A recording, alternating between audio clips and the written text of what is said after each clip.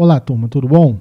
Henrique aqui e hoje a gente vai conhecer como que funciona o consumo de serviços web, a nossa famosa API, utilizando a nossa famosa API.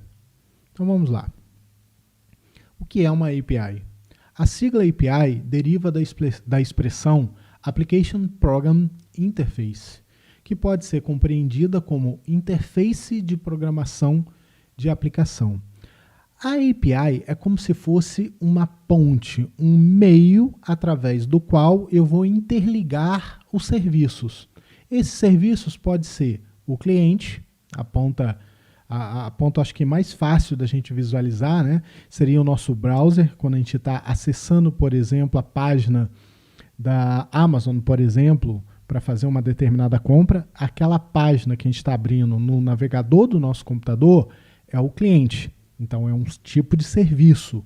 E o back-end, que é onde a gente está acessando os servidores da Amazon, seria o quê? Um outro tipo de serviço, onde está o banco de dados, onde tem uma série de informações armazenadas. Entre o cliente e o back-end existe uma ponte, uma ligação.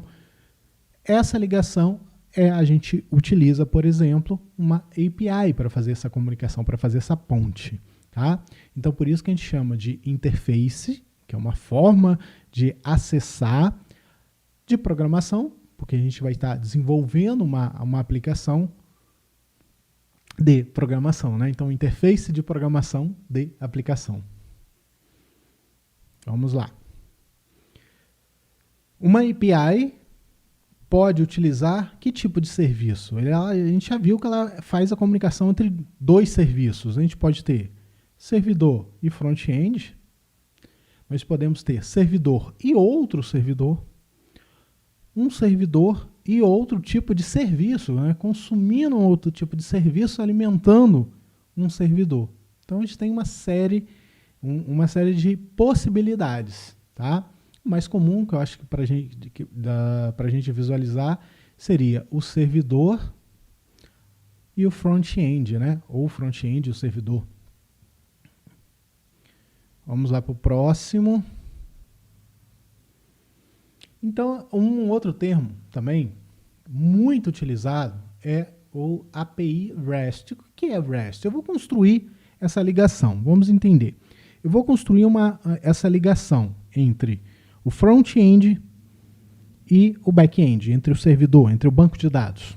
Essa comunicação entre o front-end e o back-end, que nós estamos chamando de API, nós precisamos ter um padrão de construção, seguir algumas regras. Essas regras a gente chama de REST, tá? Que é transferência de estado representacional. Então, uma API REST usa esse modelo de construção para construir essa comunicação entre esses dois serviços. Então, simplesmente vamos destacar aqui, ó, é um modelo, deixa eu voltar, pegar a canetinha, um modelo para construção de uma arquitetura web service. Então, a gente usa esse modelo para construir uma API.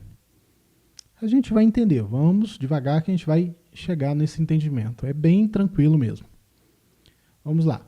O que a API utiliza, né?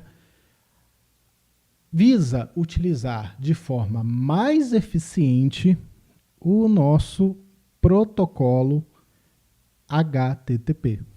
Então, como assim? Como uso mais semântico das requisições, utilizando, por exemplo, as 4 mais famosas, o GET, o PUT, o POST e o DELETE. O que são esses 4 verbos? São os mais utilizados, vocês vão entender por quê.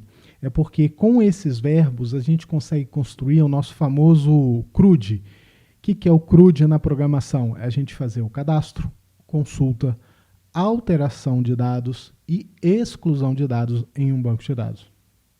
Então, olha só, seguindo aqui, a gente tem os verbos HTTP. Deixa eu limpar a tela aqui, apagar. Nós temos os verbos HTTP, o GET, responsável pela consulta, o POST, responsável pela inclusão de dados, o PUT, responsável pela atualização, alteração de dados, e o DELETE, o mais simples, eu acho que o que ninguém esquece, né? Responsável por deletar, apagar os dados lá no meu servidor. Está começando a clarear, né? Vamos lá. A API, ela utiliza como Content Types o formato JSON. O que é esse Content Types? Eu vou frisar. O formato JSON, que é o JavaScript Object Notation, como tipo de entrada e retorno. Aqui, gente, a palavra-chave aqui, eu acho que o segredo aqui está em entrada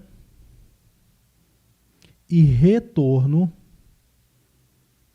de dados entre os serviços. Então, a gente não tem os serviços, vamos aqui imaginar, depois eu vou trazer uma imagem daqui um pouquinho. A gente não tem os serviços back-end e o front-end. Front-end, o navegador, o cliente, lá na casa dele, acessando um serviço de um servidor. Tá? Então, essa comunicação utilizando uma API, usa os Content Types. O que são os Content Types? Os Content Types são estruturas de dados como o XML e o JSON. Geralmente, a API utiliza o JSON, que é o JavaScript Object Notation. Espera aí. Beleza, entendi, professor. Mas o que é? Me mostra um XML, um JSON. Tá aqui, ó. Deixa eu só apagar aqui para vocês verem melhor.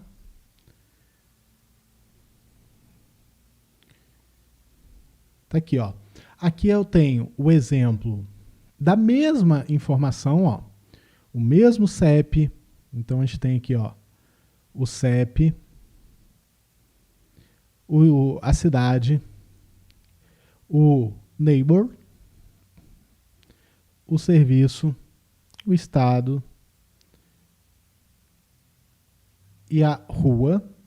E aqui a gente tem a mesma informação, só que apresentada de forma diferente. A primeira forma é o XML, aonde a gente tem, lembra muito o HTML, né? Porque nós temos as marcações aqui, ó, CEP barra CEP, city barra city, street barra street, né? Endereço barra endereço. Lembra muito as nossas marcações HTML, nossas tags HTML, mas não é uma tag HTML. A gente decide qual nome utilizar. Poderia usar cidade barra cidade, rua barra rua, tá? Mas eu tenho um padrão para organizar as informações. E aqui também a gente tem um padrão de organização das informações. A gente tem uma aula posterior, no módulo de vocês, onde a gente vai aprofundar mais em JSON, tá? Que a gente vai entender melhor. Mas entendam já que o JSON é uma forma de organização de dados. Então, a gente envia esses dados, vamos passar aqui para o próximo, a gente envia esses dados do cliente para o back-end, utilizando uma API REST, por exemplo, mandando com um formato, com uma estrutura JSON, JavaScript Object Notation. Então, olha só que legal. Essa imagem é a melhor do slide.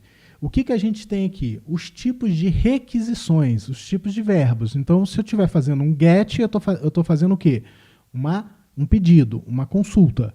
Se eu estiver fazendo o POST, eu estou fazendo o quê? Eu estou fazendo uma inclusão. Se eu estiver fazendo um PUT, eu estou fazendo uma alteração.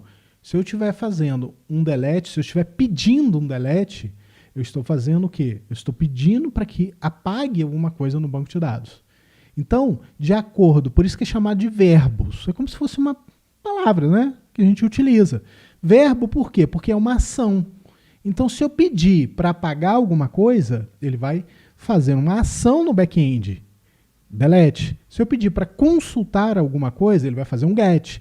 Se eu pedir para incluir alguma coisa, não é verbo? Então, ele vai fazer um post. Se eu pedir para alterar alguma coisa no back-end, ele vai fazer o quê? Um put. Agora, pensa comigo.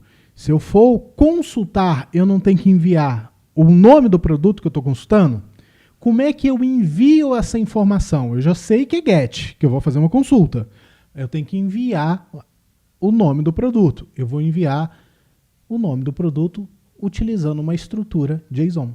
Então, a gente utiliza essa estrutura aqui, ó, que a gente viu no slide anterior. Então, sempre a comunicação entre o cliente e a API, que eu precisar enviar ou receber dados, aqui a gente poderia até colocar aqui, ó, envio, eu vou estar enviando ou recebendo dados para a API, eu vou enviar esses dados no formato JSON, na estrutura JSON. E os verbos, que são as ações que eu quero que ela faça, eu vou utilizar aqui os 4 principais, tá? Existem só esses? Não, existem outros também, que fica aí para você estudar também. Mas esses 4 são os principais. Get, post, put e delete. Tem aqui nos slides, olha lá, a função de cada um, consulta, inclusão, alteração e exclusão ou deletar, né?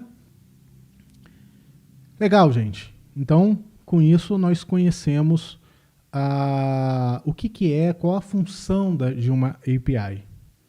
Mais para frente, nós vamos aprender a construir uma API, a utilizar uma API, tá bom? Obrigado, gente. Um abraço.